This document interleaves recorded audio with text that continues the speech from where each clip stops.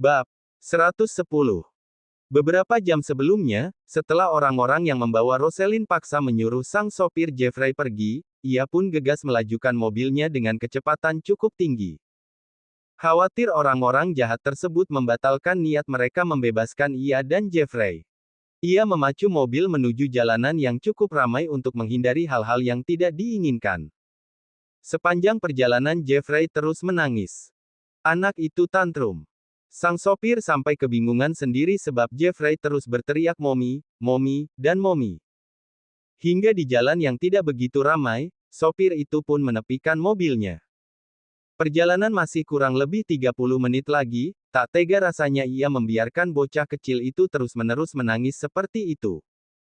Apalagi ia tahu, jantung tuan mudanya belum 100% pulih, ia tak mau karena kejadian ini sang tuan kecil kembali sakit. Meskipun ia hanya seorang sopir, tapi ia pun menyayangi Jeffrey sama seperti yang lainnya. "Nak, jangan nangis ya. Tenanglah. Mommy pasti tidak apa-apa," ujar sopir itu berusaha menenangkan Jeffrey yang menangis kencang. Sang sopir itu sebenarnya bingung, ia memang sudah berusia di atas 30 tahun, tapi ia tidak pernah berurusan dengan anak kecil sebab ia terlahir sebagai anak tunggal.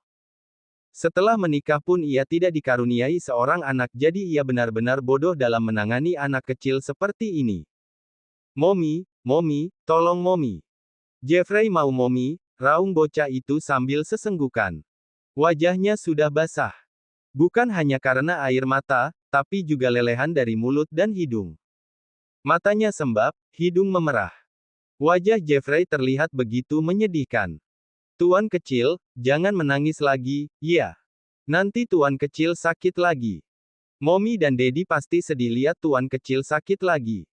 Segala upaya sopir itu lakukan, tapi Jeffrey tak kunjung menghentikan tangisannya. Hingga tiba-tiba ponselnya berdering. Jantung sang sopir seketika berdentum-dentum. Yang menghubunginya adalah tuan besarnya. Siapa lagi kalau bukan Jevian? Sebenarnya sudah sejak tadi Jevian hendak menghubungi Rosalind sebab jam ini merupakan jam pulang sekolah Jeffrey. Seperti biasa, ia akan menghubungi Rosalind dan Jeffrey untuk menanyakan kabar dan aktivitas mereka. Tapi setelah mencoba menghubungi Rosalind beberapa kali, panggilannya tak kunjung diangkat. Bahkan tiba-tiba saja ponselnya tidak aktif setelah ia mencoba menghubungi untuk kesekian kalinya. Jevian juga mencoba menghubungi ke mansion, tapi kepala pelayan mengatakan kalau Rosalind belum pulang membuat Jevian khawatir seketika. Oleh sebab itu, ia mencoba menghubungi sopir yang khusus mengantar jemput Jeffrey ke sekolah. "Halo," ucap sang sopir gugup. Baru saja Jevian ingin berucap, tapi ia sudah lebih dulu mendengarkan raungan Jeffrey. Tak pernah selama ini ia mendengarkan raungan sepilu itu dari Jeffrey. Bahkan saat if acuh tak acuh dan tak memedulikannya, Jeffrey tidak meraung. Hanya terseduh.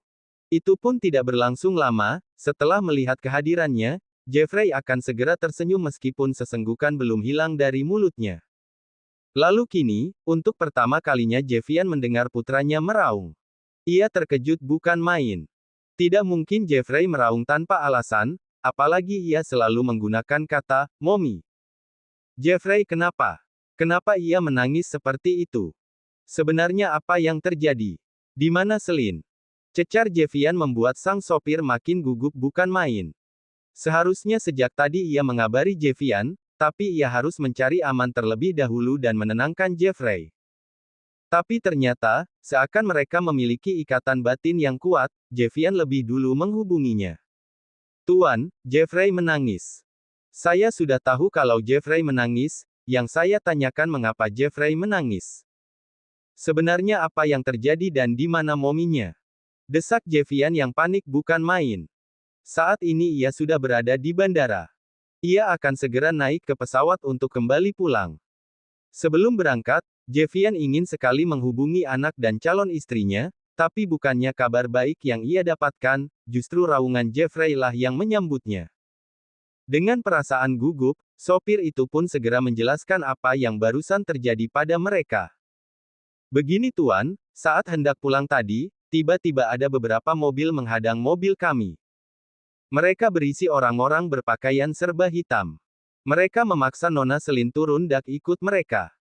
Awalnya Nona Selin melawan, tapi tiba-tiba mereka menarik Tuan Kecil dan mengancam Nona Selin akan menyakiti Tuan Kecil kalau Nona Selin tidak mau ikut mereka. Dengan terpaksa Nona Selin pun ikut mereka entah kemana, paparnya gugup membuat Jevian membeliakkan matanya. Apa? Jadi Selin diculik? Iya, Tuan. Lalu kalian di mana? Mengapa kau tidak segera mengabari aku? Sentak Jevian kesal karena sopirnya tidak segera mengabarinya terlebih dahulu. Maaf, Tuan, tadi saya sedang mencari tempat aman, takut-takut kalau orang-orang jahat itu berubah pikiran dan berniat mencelakakan Tuan Kecil. Karena Tuan Kecil terus menangis, saya mencoba menenangkan Tuan Kecil terlebih dahulu, tapi Tuan Kecil tak mau berhenti menangis juga sampai sekarang. Ya sudah, berikan ponselnya pada Jeffrey. Biar saya coba menenangkannya. Menurut, sopir itu pun mengatakan pada Jeffrey kalau ayahnya menelpon. Jeffrey Owen segera meraih ponsel dan berteriak kencang pada sang ayah. Daddy, Mommy, Dad, Mommy, tolong Mommy. Mommy diambil orang-orang jahat, Dad. Tolong Mommy. Daddy di mana? Cari Mommy, Dad. Jeffrey mau Mommy, raung Jeffrey membuat dada Jevian bergemuruh. Merasa sedih juga khawatir. Jeffrey tenang ya, sayang. Daddy janji, Daddy akan segera mencari Mommy dan membawa Mommy pulang. Tapi Jeffrey jangan nangis lagi, ya. Nanti Mommy ikut sedih kalau tahu Jeffrey menangis seperti ini, ujar Jevian mencoba menenangkan sang putra.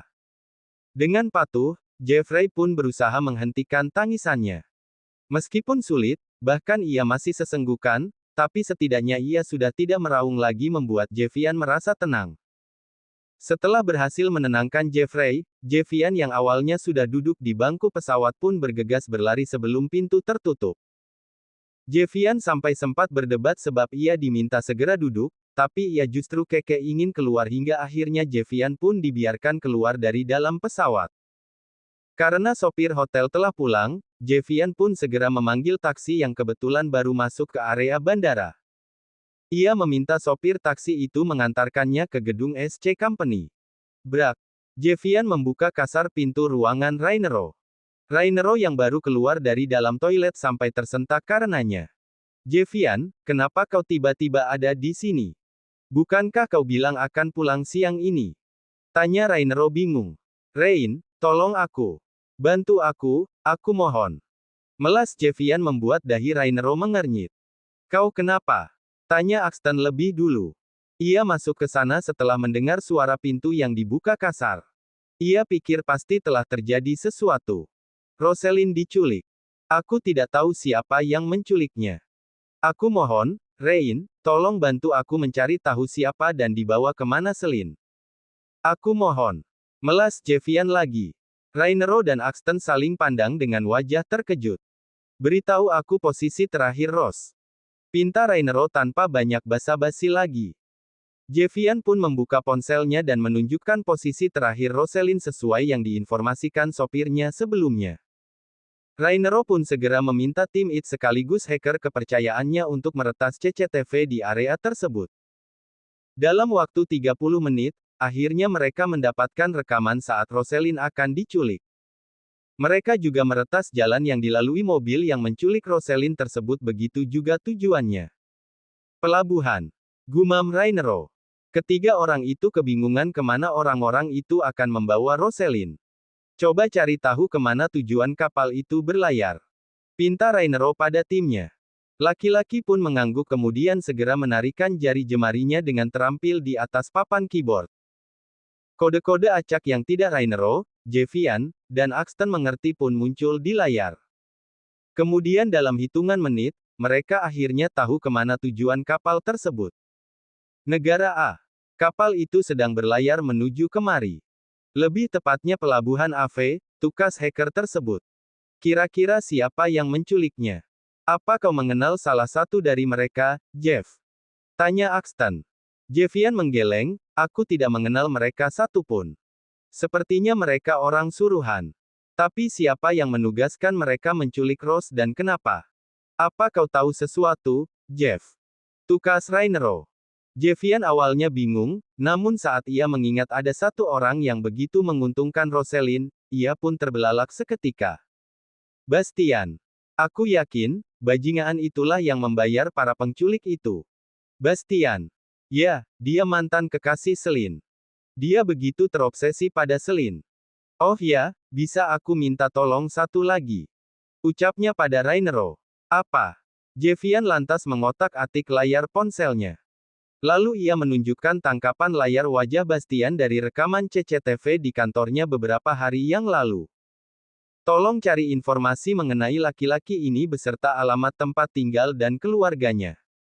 Ujarnya seraya menyodorkan ponsel. Rainero pun mengangguk. Ia lantas meminta tim IT-nya mencari informasi mengenai Bastian melalui fitur scan wajah. Tak butuh waktu lama, semua informasi mengenai Bastian pun tampil. Jevian sangat berterima kasih pada Rainero. Setelah mendapatkan informasi, ia pun bergegas pergi untuk melakukan sesuatu. Tunggu, Jevian. Sergah Rainero saat Jevian hendak keluar dari ruangannya. Ya, Axton, minta orang-orang kita antar kemanapun Jevian pergi. Kawal ia. Pastikan keselamatan Jevian dan Rose terjaga. Axton pun mengangguk dan segera melakukan tugasnya. Jevian yang mendengar itu, merasa amat sangat terharu. Ia pun segera berbalik dan memeluk Rainero sebagai ungkapan terima kasih. Setelahnya, Jevian pun bergegas pergi sebab orang-orang Rainero telah menunggu di basemen kantor. Beberapa orang berseragam safari pun segera turun dari dalam mobil. Hanya ada 2 mobil yang orangnya belum turun. Lalu 2 orang pun segera bergerak membukakan pintu kedua mobil tersebut. Mata Bastian seketika terbelalak saat melihat siapa yang turun dari kedua mobil tersebut. Kalian. Kenapa kalian bisa berada di sini secara bersamaan? Gumam Bastian dengan wajah sedikit pias. Kedua orang yang baru saja turun dari dalam mobil itu tersenyum sinis sambil berjalan mendekati Bastian. Jadi ini yang kau sebut perjalanan bisnis perjalanan suamiku? Tanya seorang perempuan lembut, namun tegas di setiap kata yang terucap. Bastian sampai tertegun mendengarnya. Ia tidak menyangka perempuan itu bisa ada di sini. Pun Jevian, mengapa mereka berdua bisa kompak ada di sana secara bersamaan? Melihat keadaan Rosalind yang tampaknya tidak baik-baik saja, membuat Jevian mengepalkan tangannya murka. Lepaskan calon istriku, brengsek. Desis Jevian. Tidak. Jangan harap. Setelah aku bersusah payah mendapatkannya, kau pikir aku akan melepaskan Rose begitu saja? Lepaskan dia, Bastian. Apa kau sudah gila menculik calon istri orang? Desis perempuan yang tak lain adalah istri Bastian itu. Heh, kau pikir kau siapa? Dia ini kekasihku. Andai orang tua kita tidak menjodohkan kita, andai kau menolak perjodohan itu, sudah pasti aku telah bahagia hidup dengan Rose. Asal kau tahu, dia ini kekasihku. Dialah perempuan yang aku cintai, bukan kau. Desis Bastian tanpa memikirkan perasaan istrinya sama sekali. Perempuan itu mengeram marah. Ia sakit hati dan murka. Kau pikir dulu aku mau menikah denganmu? Tidak. Tapi justru dadimulah yang selalu membujuk dan meyakinkan aku agar mau menerimamu. Meyakinkan kalau aku bisa bahagia hidup denganmu. Kau pikir dulu aku tidak memiliki seseorang yang aku cintai. Gara-gara kau, aku pun harus berpisah dengan laki-laki yang aku cintai. Namun aku tidak sekejam itu, tetap mencintai laki-laki lain sementara aku telah menikah. Aku berusaha melupakannya dan menerima kau dengan tangan terbuka. Tapi apa ini? Kenapa justru ini balasanmu? Brengsek! Teriak perempuan bernama Mora tersebut. Bukannya merasa bersalah, Bastian justru menyeringai sinis. Memangnya aku peduli? Hah! Minggir kalian. Jangan halangi langkahku. Usir Bastian. Berani kau membawa Selin, kau akan habis di tanganku. Ancam Jevian masih berusaha untuk tenang, meskipun hatinya sudah bergemuruh. Amarahnya sudah meletup-letup, apalagi saat melihat Rosalind terkulai tak berdaya. Entah apa yang Bastian lakukan pada Rosalind. Yang pasti, ia takkan memaafkan Bastian kalau terjadi sesuatu pada Rosalind. Kau pikir aku takut? Hah! Seringai Bastian. Lalu ia memberi kode pada anak buahnya yang ada di belakangnya untuk maju memberi pelajaran pada Jevian. Tapi sebelum mendekati Jevian, anak buah Rainero sudah lebih dulu bergerak. Hingga akhirnya terjadilah perkelahian sengit di pelabuhan itu. Orang-orang di sekitar pelabuhan merasa terkejut saat tiba-tiba terjadi kerusuhan di sana. Orang-orang berjatuhan. Baju hantam tak terelakkan. Orang-orang sekitar berlari berhamburan, khawatir menjadi sasaran amukan orang-orang tak dikenal itu. Jevian yang tidak bisa tinggal diam pun segera maju. Bastian menyeringai, ia tak takut sama sekali menghadapi Jevian. Apalagi ia menguasai banyak kemampuan bela diri. Jevian dan Bastian pun akhirnya saling berhadapan. Jevian yang dirundung emosi pun segera bergerak maju untuk memukul Bastian, tapi laki-laki itu dengan cepat menghindar. Bahkan ia dengan cepat menghantamkan tinjunya ke wajah Jevian membuat sudut bibir Jevian terluka. Jevian menyeka darah di sudut bibirnya. Pukulan itu sangat kuat, tapi ia tak merasakan sakit sama sekali. Ia tidak memedulikan hal itu, fokusnya saat ini hanyalah ingin memberikan pelajaran pada Bastian. Jevian kembali maju. Ia menyerang Bastian semampunya hingga akhirnya ia berhasil menendang perut Bastian. Bastian yang tidak terima pun melemparkan kaki panjangnya ke arah Jevian, tapi dengan cepat Jevian memblokir serangan Bastian dan memutar tubuhnya lalu menendang bokong Bastian hingga ia tersungkur. Amarah Bastian makin memuncak. Sifat arogannya membuat Bastian tidak terima mendapatkan pukulan seperti itu. Ia pun kembali menyerang Jevian. Saling pukul, saling baku hantam, saling terjang pun tak terelakkan. Sementara Jevian dan Bastian sibuk berkelahi, Mora memanfaatkan situasi untuk membawa Roselyn pergi. Ia membawa Roselyn ke sisi mobil. Lalu ia berusaha menyadarkan Roselyn. Ia yakin Roselyn telah dibius oleh Bastian. Dasar bajingan. Umpatnya kesal saat menyadari Bastian tidak pernah mencintainya sama sekali. Ia hanya memanfaatkan dirinya untuk mencapai tujuannya. Sebelum membantu menyadarkan Roselyn, ia lebih dulu menghubungi ayahnya dan menceritakan segalanya. Ayah Mora emosi saat mendengar penuturan sang putri. Ia meminta Mora tetap berada di sana sebelum ia ikut bergerak. Panggilan ditutup, Mora pun segera mengambil botol berisi air mineral dan memercikkannya di wajah Roselyn sambil terus menggoyangkan tubuhnya agar segera membuka mata. Tak lama kemudian, mata Roselyn mengerjap. Ia mengernyitkan dahi saat melihat keberadaan Mora. Kau, bukankah kau? Aku istri Bastian. Sekarang ia sedang berkelahi dengan Tuan Jevian, ujar Mora segera memberitahu. Mata Roselyn membulat. Ia pun segera berdiri, namun karena efek obat bius belum sepenuhnya hilang, tubuhnya sedikit terhuyung. Minumlah terlebih dahulu. Mora menyerahkan sebotol air mineral yang baru saja ia buka tutupnya. Roselyn menerima botol air minum itu dan segera menenggaknya. Roselyn menghela nafas panjang. Ia sedang memulihkan kesadarannya. Setelah merasa tubuhnya baik-baik saja, Roselyn pun gegas keluar untuk melihat situasi di luar. Saat di luar, mata Roselyn terbelalak sebab saat ini Jevian sedang berada di bawah kaki Bastian. Bastian menginjak dada Jevian sambil tertawa terbahak-bahak. Ia sudah seperti orang yang mengalami gangguan kejiwaan. Jevian berusaha menyingkirkan kaki Bastian, tapi Bastian justru makin mengeratkan injakannya.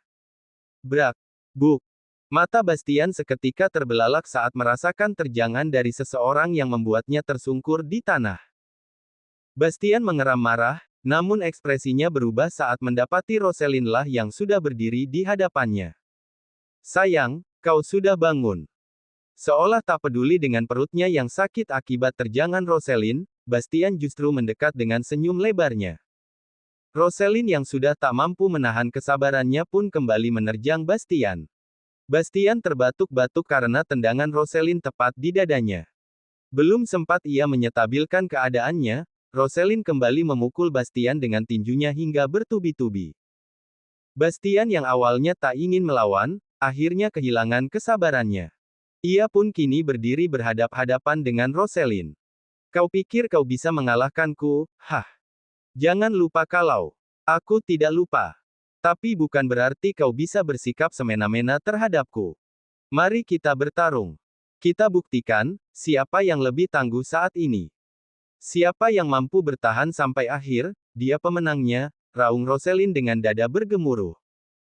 Apalagi saat melihat Jevian yang sudah babak belur membuat api amarahnya menggelora seketika. Baiklah kalau itu maumu. Tapi agar permainan lebih menarik, bagaimana kalau kita buat kesepakatan, tawar Bastian.